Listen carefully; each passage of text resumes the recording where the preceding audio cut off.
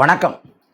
உலகளாவிய வகையில் ஏன் இந்த உலகத்தை அச்சுறுத்தி கொண்டிருக்கக்கூடிய ஒரு சிக்கல் அப்படின்னா காலநிலை மாற்றம், புவி வெப்பமாதலை சொல்லலாம். காலநிலை மாறுதா, பூமி வெப்பமாகுதா அப்படிங்கிற கேள்விகள் நமக்கு இருந்திருக்கலாம்.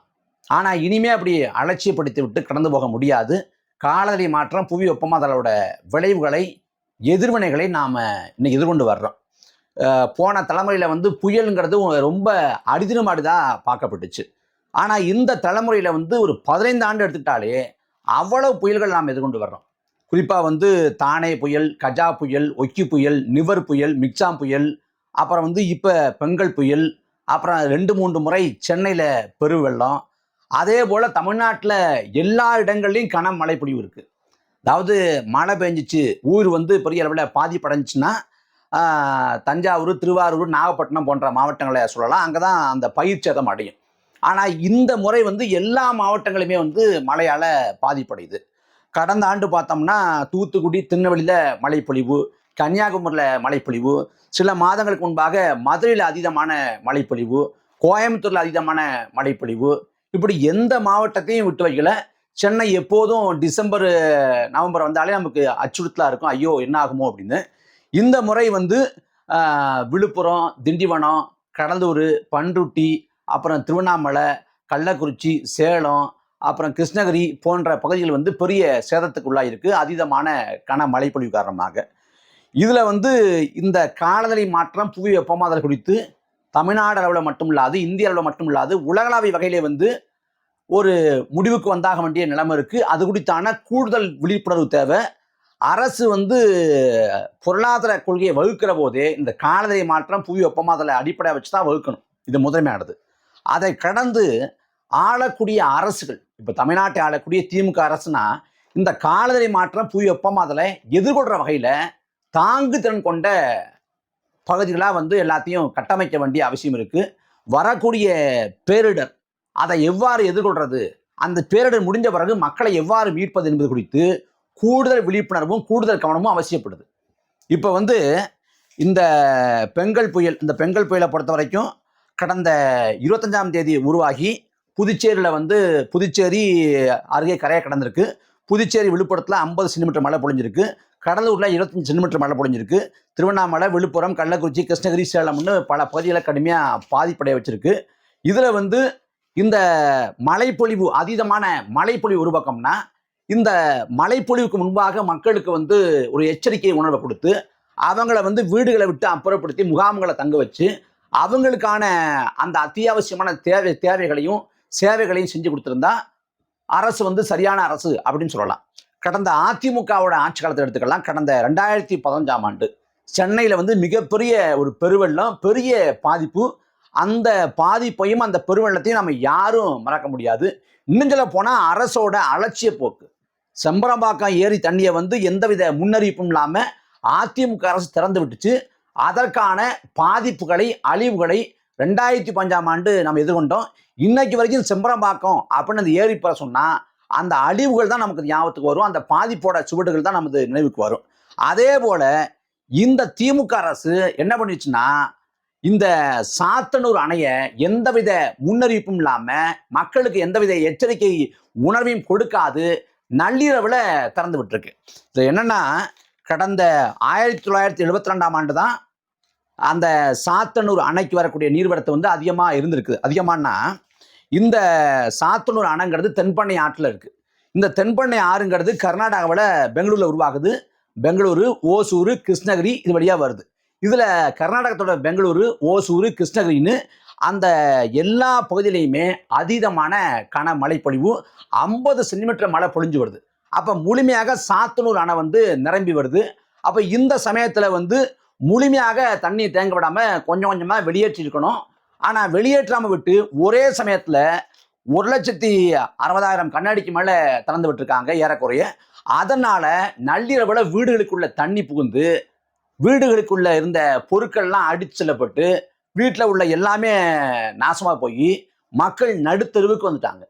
அப்போ சாத்தனூர் அணை நிரம்பி கொண்டிருக்கு, ஆபத்து அப்படிங்கிற குறைந்தபட்சமான அந்த விழிப்புணர்வை கூட அரசு ஏற்படுத்தலை. இது மிகப்பெரிய அடி. என்ன சொல்லப்போனால் சாத்தனூர் அணையோட அந்த கொள்ளளவு பார்க்குறப்ப 119 அடிங்கிறாங்க. 119 அடி சாத்தனூர் அணையோட கொள்ளளவு. அந்த 119 அடியில் 20 அடி என்ன இருக்குன்னா வெறும் சேரு தான். அந்த சேரும் பார்த்தீங்கன்னா பல ஆண்டுகளாக அப்புறப்படுத்ததால இறுகி நல்லா கெட்டிப்பட்டுச்சு. அப்படி இறுகி கெட்டிப்பட்டு அந்த சேர் இருக்கு 20 அடிக்கு மேலே. இந்த சேரை அப்புறப்படுத்தணும்னு 2011 வந்து ஜெயலலிதா ஆட்சி காலத்திலே ஒரு ஒரு ஒரு கருத்து வைக்கப்பட்டு, அன்னைக்கு இல்லை அங்கே பக்கத்தில் மின் பாதிப்படையும் அப்படின்னு என்னமோ காரணம் சொல்லி அதை அப்படி தள்ளி போட்டாங்க. அப்புறம் அந்த சேற்றை அகற்றலாம்னு சொல்லிட்டு ஒரு முன்முயற்சி வைக்கப்பட்டு அதுவும் எதுவும் செய்யப்படலை. இப்படி 2011 அது சொல்லப்பட்டு இப்போ 2024 நிற்கிறோம். 13 ஆண்டாயிடுச்சு. அந்த சேரு வந்து அகற்றப்படலை. 20 அடி கொள்ளளவை வந்து காலி பண்ணிடுச்சு. அப்போ காலி பண்ணி இது சேரா இருக்கு. அதை வந்து கோடை காலத்தில் ஒரு தொலைநோக்கு பார்வையோட கோடை காலத்தில் சேரெல்லாம் அகற்றி தூர்வாரி பராமரிச்சிருந்தா தண்ணி வந்து தாங்கு தண்ணி வந்து அதிகமாக இருந்திருக்கு, கொள்ளளவு அதிகமாக இருந்திருக்கு. ஆனால் இந்த அரசுகளுக்கு தான் எந்தவித கவலையும் இல்லையே. இந்த அரசுகளுக்கு நீர் மேலாண்மைங்கிற ஒரு செயல் திட்டம் தெரியாது, கழிவுநீர் மேலாண்மைங்கிற செயல் திட்டம் தெரியாது, குப்பை மேலாண்மைங்கிற செயல் திட்டம் தெரியாது. எதையுமே கவலைப்படாமல் அந்தந்த காலத்தில் அந்தந்த நேரத்தில் பண்ணுறது தான். இப்போ மழை வெள்ளம் வருதா தப்புன்னு ஏதாவது பேசுவாங்க. அந்த மழை வெள்ளம் போய் வறட்சி வந்துச்சுன்னா இதை முழுமையாக மறந்துடுவாங்க. அடுத்த வெள்ளம் வரக்கூடாது, அடுத்த முறை வந்து மக்கள் பாதிப்படையக்கூடாது, எதையுமே செய்ய மாட்டாங்க. இதில் இந்த திமுகவோட ஆட்சி காலத்தில் இந்த வெள்ளம் குறித்து சென்னையில் வந்து திருப்புகழ் கமிட்டி அப்படின்னு ஒரு கமிட்டி அமைச்சாங்க. திருப்புகழ்கிற ஒருத்தர் தலைமையில் கமிட்டி அமைச்சாங்க. இந்த வெள்ளத்தை எப்படி எதிர்கொள்றது, இந்த இயற்கை பேரிடர்லேருந்து எப்படி நகரத்தை காப்பாற்றுறது அப்படின்னு சொல்லிட்டு அந்த கமிட்டி வந்து அறிக்கையை சமர்ப்பிச்சிருச்சு அரசுகிட்ட. இதில் வந்து இந்த வெள்ள காலத்தில் இயற்கை சீற்ற காலத்தில் மக்களோட அரசும் சேர்ந்து தான் பணி செய்ய முடியும், அப்போ தான் சரியாக இருக்கும். அப்போ திருப்புகழ் கமிட்டியோட பரிந்துரை என்ன, அவங்களோட அறிக்கையோட சாராம்சம் என்னன்னு இன்னைக்கு வரைக்கும் திமுக அரசு வெளியிடலை. ஏன் வெளியிடாமல் தயங்குறாங்கன்னு நமக்கு புரியல. இப்படி வந்து அரசு வந்து மெத்தன போக்கோடு இருக்கு. அதிமுக அரசை பொறுத்த வரைக்கும் மக்கள் பாதிப்புக்குள்ளாகிறப்ப கண்டும் காணாது இருந்தாங்க. இன்னும் சொல்ல போனால் தன்னார்வத்தோடு யாராவது உதவி பண்ணாங்கன்னா அந்த உதவி செய்யக்கூடிய பணிகளுக்கெல்லாம் நாங்கள் தான் பண்ணோம்னு அதிமுக அரசோட முத்திரை குத்துவாங்க, ஸ்டிக்கர் விட்டுவாங்க, நாங்கள் தான் பண்ணோம் அப்படின்னு. திமுக ஆட்சியை பொறுத்த வரைக்கும் இல்லைங்க, பாதிப்பே இல்லைங்க, மக்கள் பாதிப்படையவே இல்லை, மக்கள் வந்து கஷ்டப்படவே இல்லைங்க, எல்லாமே மீண்டு வந்துட்டாங்க, அடுத்த நாளே இயல்பு வாழ்க்கையை திரும்பிட்டாங்கன்னு ஒரு கருத்துருவாக்கத்தை ஊடக கட்டமைப்பு செய்வாங்க.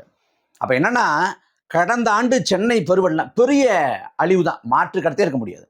ஆனால் என்னன்னா, இந்த அளவுக்கு அழிவு நிகழ்ந்துருச்சு, மக்கள் பாதிப்படைஞ்சிருக்காங்கன்னு வெளியில வந்து திமுக அரசு சொல்ல விடலை. இல்லை சரியாயிடுச்சு, எல்லா பக்கமும் சரியாயிடுச்சு, எல்லாரும் சாதாரண வாழ்க்கைக்கு திரும்பிட்டாங்க என்பது போல திரும்ப திரும்ப சொன்னாங்க. அப்போ சென்னைக்கு உதவி புரியலாம், அங்கே மக்கள் பாதிக்கப்பட்டிருக்காங்க அப்படிங்கிற சிந்தனை வராத வண்ணம் தடுத்துருச்சு. அதே போல இப்போ என்ன சொல்றாங்கன்னா, பெரிய பாதிப்பு இல்லைங்க, இயல்பு வாழ்க்கைக்கு திரும்பிட்டாங்க. இது ஒரு பக்கம். இன்னொரு பக்கம் மத்திய அரசு 2000 கோடி இடைக்கால நிவாரணமாக வழங்கணும். 2000 கோடி இடைக்கால நிவாரணமாக வழங்கணும்னா 2000 கோடி அளவுக்கு இழப்பு ஏற்பட்டுங்கிறதான உண்மை. அதை சொல்றதுக்கு என்ன பிரச்சனை? அதை சொல்லாமல் மூடி மறைச்சு ஆட்சியாளர்கள் வந்து இங்கே பார்த்தீங்கன்னா ஒரு சட்டமன்ற இடைத்தேர்தல் வருது. விக்கிரவாண்டியே எடுத்துக்கோமே, விக்கிரவாண்டி இடைத்தேர்தல் வருதுன்னா ஒட்டுமொத்த அமைச்சரவையும் அங்கே இருக்கும். ஒட்டுமொத்த அமைச்சரவை இருக்கும், சட்டமன்ற உறுப்பினர்கள் இருப்பாங்க, எல்லா முதன்மை பொறுப்பாளர்கள் இருப்பாங்க. இவங்க இந்த வார்டுக்கு, இவங்க இந்த பகுதிக்கு, இவங்க இந்த இடங்களுக்குன்னு அவங்கள பிரித்து விட்டு ஒவ்வொரு வாக்காளரையும் எதிர்கொண்டு வாக்கு கேட்பாங்க.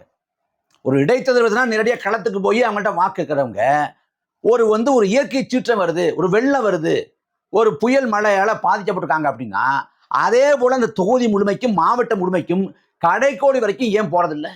வாக்கு கேட்க கடைக்கோடி வரைக்கும் போற இந்த ஆட்சியாளர் பெருமக்கள் அந்த மக்கள் வாழ்விழந்து நிற்கிறப்ப ஏன் போடுறதில்லைங்கிறதா நம்மளோட கேள்வி. ஏன்னா விக்கிரவாண்டி இடைத்தேர்தல் கடைசி நடந்தது. அங்கே வந்து அந்நியூர் சிவா வாக்கு காசு கொடுத்து வெற்றி பெற்றார். அந்த அந்நியூர் சிவாவை சூழ்ந்துக்கிட்டு விக்கிரவாண்டியில் பாதிக்கப்பட்ட மக்கள் கேட்குறாங்க, ஏன் வரலை? நாங்கள் வந்து இழப்பை சந்திச்சிருக்கோம், அடிப்படையான தேவைகள் கூட நிவர்த்தி செய்யப்பட முடியாமல் கஷ்டப்படுறோம், ஏன் வந்து பார்க்கல அப்படின்னு கேட்குறாங்க. அதே போல் ஐயா பொன்முடி, அவரை பற்றி நம்ம சொல்லவே தேவையில்லை. அவர் வந்து ஒரு பண்ணையார், ஒரு என்ன சொல்கிறது, ஒரு பண்ணையாருக்கே உரித்தான அந்த மிடுக்கோட, மிதப்போட, ஆணவத்தோட, அகம்பாவத்தோட, திமிரோடு இருப்பார். ஓசி அப்படின்னு மக்களை எள்ளி நகையாடின ஒரு பெருமகன். அவரை பற்றி சொல்லவே தேவையில்லை. அந்த குறைகேட்பு முகாமில் வந்து அப்படியே ஓட்டு போட்டு கிழிச்சிட்ட அப்படின்னு சொல்லி மக்களை பார்த்து ஏளனமாக பேசினவர். அந்த பொன்முடி வந்து கார்லேயே உட்காந்துக்கிட்டு மக்கள்கிட்ட கேட்டிருக்காரு. மக்கள் வந்து பாதிப்படைஞ்சிருக்காங்க, சாப்பாடு கிடைக்கல, மற்ற வீட்டில் உள்ள பொருள்லாம் அடிச்சுக்கிட்டு போயிடுச்சு. ஒரு வீட்டுக்கு வந்து 5லேருந்து 10 லட்சம் வரைக்கும் இழப்புங்கிறாங்க. வீட்டில் உள்ள எல்லா பொருளுமே போயிடுச்சுங்கிறாங்க. குறிப்பாக மின்சாதன பொருட்கள்லாம் ஒன்றுமே தேராது, எல்லாம் போயிருக்கும். அப்படி வந்து ஒரு அழிவின் விளிம்பில் இருக்கிறாங்க. அவங்க வாழ்க்கையை கஷ்டப்பட்டு 20 ஆண்டு 30 ஆண்டு உழைச்சி வாங்கிய பொருட்கள், வாங்கிய கட்டிய வீடு எல்லாம் சேதமடைஞ்சு இப்போ சுழியத்துக்கு வந்துட்டாங்க. எங்கே ஆரம்பிச்சாங்களோ அங்கே வந்துட்டாங்க. இந்த சமயத்தில் அடிப்படையான சாப்பாடு கிடைக்கல. நாங்கள் 2 நாளாக சாப்பிடல, கொடுத்த சாப்பாடு வந்து பழைய சாப்பாடு, வீணா போன சாப்பாடுன்னு சொல்லி இந்த சாப்பாட்டுக்கே கஷ்டப்படுற, சாலையை மறித்து போராடுற அவங்க திண்டாடுற நிலையில் இருக்காங்க. அப்போ இந்த ஆட்சியாளர்கள் என்ன பண்ணணும்? அதை கூட செஞ்சு தர முடியாதா? அதை கூட இதுல பொன்முடி வந்து அவ்வளவு மக்களை வந்து அவ்வளவு அலட்சிய போக்கோடு கையாண்டதை விளைவாக பொன்முடியை நோக்கி சேர அள்ளி வீசிட்டாங்க. மக்கள் சேர அள்ளி வீச்சிருக்காங்க. எந்த மக்கள் வாக்கு கொடுத்து ஆட்சி அதிகாரத்தில் ஏற்றி வச்சாங்களோ அந்த மக்கள் நிராகரிக்கிறாங்க. அவங்களுக்கு கோபம் வருது, நாங்க உங்களுக்கு தானே ஓட்டு போட்டோம், ஒன்றும் பரலையே அப்படின்னு. அங்க இருந்த திமுகவோட பதாகையை வந்து கிழிக்கிறாங்க, பதாகை கிழிச்சு எறிகிறாங்க. ஏன்னா அந்த அளவுக்கு அவங்க ஆற்றாம அதிருப்தி, ஏமாற்றம் எல்லாம் வந்து திமுகவோட ஆட்சி நிர்வாகம். இந்த சமயத்தில் வந்து உதயநிதி ஸ்டாலின் திடீர்னு போறாரு, அப்புறம் காணாமல் போறாரு, அப்புறம் 2-3 படப்பிடிப்பை நிகழ்த்துறாங்க. 2 போட்டோக்களை படப்பிடிப்பை நிகழ்த்தி போட்டோக்களை விட்டு ஏதோ பண்றாங்க.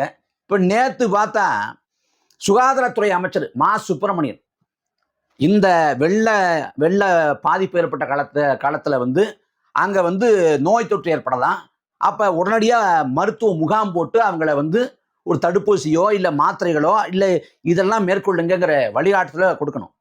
ஆனால் சுகாதாரத்துறை அமைச்சர் சென்னையில் அவர் என்ன பண்ணுறாருன்னா உதயநிதியின் உதய ஏதோ ஒரு கருமம் உதய நாள் விழான்னு சொல்லி ஒரு பேரில் பொதுக்கூட்டம் நடத்தி இங்கே மகிழ்ச்சியாக இருக்குது. ஒரு பேரிடர் காலத்தில் மக்களை பார்க்கறத விட உதயநிதி ஸ்டாலினோட பிறந்தநாள் பொதுக்கூட்டம் வந்து ரொம்ப அவசியமானதா? இப்போ மக்களை என்னவா நினைக்கிறீங்க நீங்கள்?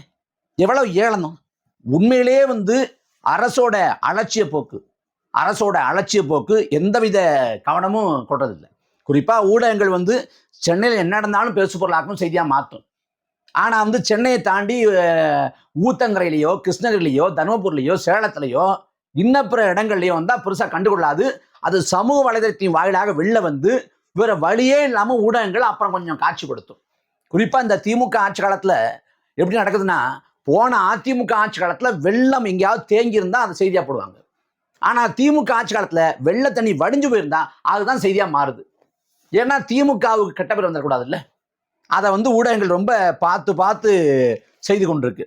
அந்த அடிப்படையில் வந்து இந்த அரசோட கவனக்குறைவும் மெத்தன போக்கும் இந்த சாத்தனூர் அணையை வந்து நள்ளிரவில் திறந்து விட்டது, மக்களுக்கு போதிய விழிப்புணர்வு ஊட்டாது, இது எல்லாம் தான் விழப்பெரிய இழப்புகளுக்கு காரணமாக இருக்கு. வீட்டில் இருந்த பொருட்கள், வீடு, அப்புறம் வந்து வீட்டில் இருந்த அந்த சான்றிதழ்கள், அப்புறம் வந்து ஆடு மாடு கோழி எல்லாமே போயிடுச்சு. மக்கள் நடுத்தருக்கு வந்துட்டாங்க, வாழ்விழந்து நிற்கிறாங்க. அப்போ மத்திய அரசு வந்து வஞ்சிக்குது. மத்திய அரசுனா பாஜக மட்டும் இல்லை, காங்கிரஸும். ஏன்னா 2014க்கு முன்பாக காங்கிரஸ் அரசு ஆட்சியில் இருக்கிறப்ப தான் அங்கே வந்து கடலூர் பக்கம் தானே புயல் ஏற்பட்டுச்சு. தானே புயலில் கேட்ட நிதியை கொடுத்தாங்களா? காங்கிரஸ் அரசுனா கொடுக்கல, அவங்களும் வஞ்சித்தாங்க. அதே போல இன்னைக்கு பாஜகவை சொல்லவே தேவையில்லை, அவன் கண்மூடித்தனமாக வஞ்சித்து கொண்டிருக்கான். இது 2000 கோடி இடைக்கால நிவாரணம்னா மிஞ்சி போனால் ஒரு 100 கோடி 150 கோடியை கொடுப்பான், மிஞ்சி போனாலே அவெல்லாம் கொடுப்பான். அப்போ மத்திய அரசை காரணமாக காட்டி அவன் கொடுக்கல அப்படின்னு இல்லாமல் ஏதாவது செய்து நிதி ஆதாரத்தை திரட்டி மக்களுக்கு கொடுக்க வேண்டிய அவசியம் இருக்கு. ஒரு மாநாட்டுக்கு வந்து 50 கோடி 60 கோடியை வந்து ஒரு 100 கோடியை வந்து மிக எளிதாக திரட்ட முடியுது திமுகவால். அப்போ நீங்கள் மாற்றிட்டு 500 கோடி வாங்கியிருக்கீங்க, 509 கோடி வாங்கியிருக்கீங்க. அப்போ நீங்கள் ஏதாவது எப்பாடுபட்டாவது நிதி ஆதாரங்களை திரட்டி அந்த பாதிக்கப்பட்ட மக்கள் மீண்டு வர்றதுக்கான உதவி செய்யணும். அவங்க பயிர் சேதம், அப்புறம் உயிர் சேதம் 5 லட்சம்ங்கிறாங்க. உயிர் சேதம்னா கள்ளக்குறிச்சியில் வந்து கள்ளச்சாரம் குடிச்சு செத்து போனான்னா 10 லட்சம். ஆனால் திருவண்ணாமலையில் வந்து ஒரு பாறை வந்து வீட்டு மேலே விழுந்து வீடு மண்ணுக்குள்ளே போய் அதில் செத்து போனால் 5 லட்சம். இது என்ன தர்க்கம் நியாயமும் புரியல. கள்ளக்குறிச்சியில் கள்ளச்சாரம் குடிச்சு செத்து போகிறவன், கொழுப்பெடுத்து செத்து போகிறவன் அவனுக்கு 10 லட்சம். ஆனால் வந்து ஒரு இயற்கை விபத்தில் சாவரனுக்கு 5 லட்சம். அப்போ இந்த பயிர் சேதம், உயிர் சேதம், ஆடு மாடு கோழி போன்ற இழப்பு, அப்புறம் வீட்டில் உள்ள உபகரணங்கள் எல்லாத்தையும் கணக்கிட்டு அந்த மக்கள் மீண்டு வர ஏதாவது செய்யணும், அரசு செய்யணும். இதுலையாவது உளப்பூர்வமாக நிற்கணும். வழக்கம் போல அரசியல் பண்ணாமல் இதை வச்சு அரசியல் ஆதாயம் தேடாமல் நமது மக்கள் மீண்டு வர நாம் உதவி பண்ணியே ஆகணும். அதற்காக தொடர்ந்து பேசுவோம். இந்த ஊடகங்கள் இந்த இழப்புகளை பேச மறுத்தாலும் மறைத்தாலும் நாம் தொடர்ச்சியாக அந்த மக்களுக்காக பேசுவோம்.